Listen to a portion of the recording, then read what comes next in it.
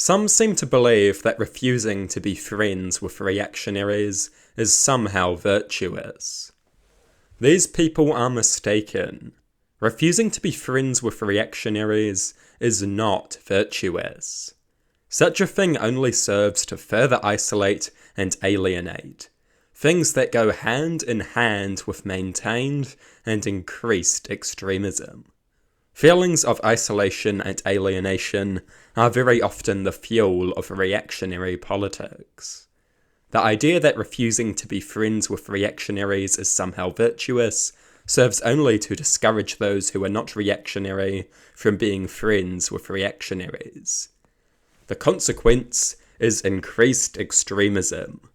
This expectation ensures that the reactionary is surrounded by those who share their views, who share their affliction. Being relegated to an echo chamber is an excellent means by which reactionary politics can be maintained and intensified. Such an expectation leaves the reactionary without a good path for rehabilitation. They have nobody to learn from. They have nobody to show them an alternative approach. They have nobody to humanize an alternative approach. Even if they come to realize the idiocy of their politics, they are now surrounded by other reactionaries. To abandon one's extremism is to abandon one's social livelihood. The expectation that one should not be friends with reactionaries serves only to maintain and intensify reactionary sentiments. It is idiocy disguised as virtue. It is stupidity masquerading as justice. One should care less about feeling like a pure, virtuous person.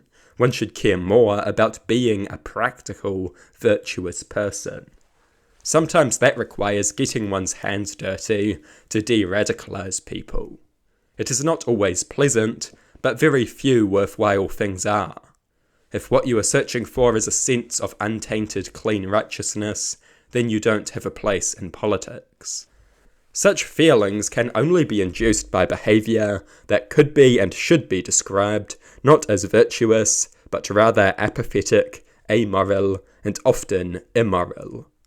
This prioritization of feeling righteous over being righteous, this obsession with one's personal purity, it is a cancer. Moralism is a practical pursuit, and that is a reality that such an obsession could never recognize. To forge friendship with the reactionary is a wise thing. It is not something to be looked down upon. Friendship creates a great opportunity for political influence. If someone likes you, if someone respects you, the potential political influence that you possess is considerable. This is particularly true when you are dealing with reactionaries, as such people usually do not have very well thought out views. If they spent much time thinking about their views, they would probably not be reactionaries. It is not as if reactionary politics is a literal contagious disease that is going to instantly infect you. Many of those who oppose such friendships seem to lack any confidence in their own worldview. They seem to think that anyone who befriends a reactionary will surely become one. How can someone be so confident that they are wrong and so frightened of discovering it? Such fears do not reflect the quality of reactionary politics or the danger of friendship with the reactionary. Such fear reflects one's own weakness, one's own failure to understand one's worldview. One who fears that they will easily be won over by the reactionary should not have time to argue against friendship. They should be asking themselves very serious questions. They should be questioning the degree to which they understand their own worldview. They should be questioning the degree to which their own worldview is defensible. They should be questioning why they believe what they believe. They should be questioning how impressionable they are. They should not be hindering righteous political movements with their own political uncertainty and philosophic insecurity. Have some confidence in your worldview. At the very least, find a worldview that you can have confidence in. How can you lecture anyone about anything when you express such a lack of confidence in your own judgment? These fears are unfounded.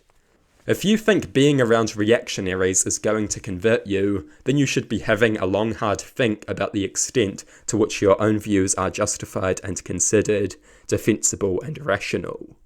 Sometimes one should avoid spending time around reactionaries. Sometimes this can be important for one's own safety. I do recognise that, but this is not virtuous, and it should never be portrayed as such. Avoiding such people for the sake of one's own safety is not immoral, but it is not virtuous either. Just because one is unsafe in the company of the reactionary does not mean that those who are safe should not seek to befriend and convert. In fact, one's own lack of safety is all the more reason why others should try to convert these people. If these people are such a danger, we must neutralize that danger. And what better way of doing such a thing than liberating them of the views that make them a danger? Such a liberation can be aided, if not outright facilitated, by the simple forming of friendship. Friendship is a great means by which the hideous illness, the wretched plague that is reactionary politics, can be cured. Not for the good of one or for the good of another, for the good of all. Being friends with reactionaries is not morally obligatory. You are not a bad person if you refuse to be friends with these people, and if you don't want to be friends with them, that is understandable. But doing so is not virtuous, and trying to convert these people to a better view is.